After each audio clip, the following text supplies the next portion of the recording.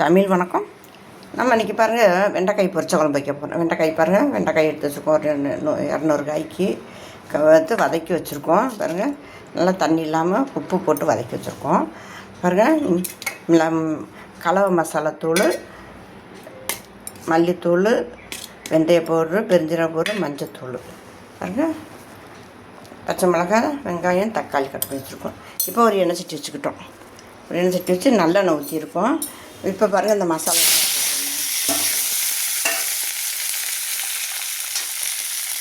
போட்டு கிண்டி விடுவோம்.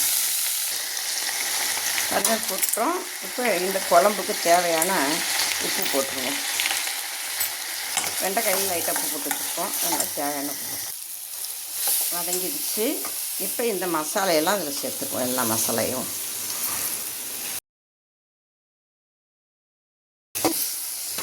இதையும் வதக்கிடுவோம். இப்போ குழம்புக்கு தேவையான அளவு தண்ணி ஊற்றிடுவோம். இது நல்லா கிண்டிடுவோம். பாருங்கள், இப்போ தான் லைட்டாக கொதி வருது. கொதிக்கட்டும். நல்லா பச்சை ஸ்மெல் போக கொதித்து வரட்டும். மூடிடுவோம். பாருங்கள், நல்லா கொதிக்குது.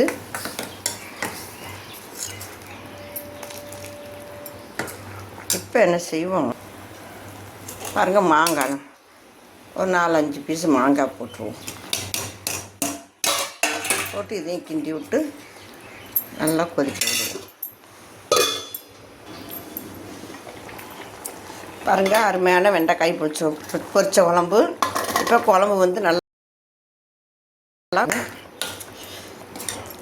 கொதித்து வற்றி வந்துருச்சு.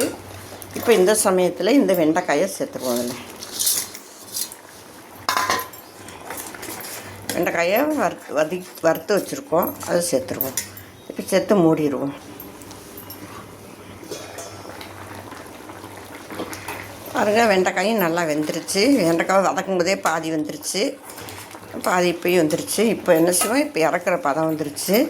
2 கருவேப்பிலையை தூவி விட்டு அப்படியே இறக்கிடுவோமே. மூடி பரிமாறும்போது பரிமாறிக்கலாம். பாருங்கள், வெண்டைக்காய் பொரிச்ச குழம்பு. வெண்டைக்காய் பொரிச்ச குழம்பு பாருங்கள். தமிழ் வணக்கம். இப்படியே மூடி இறக்கிறது தான்.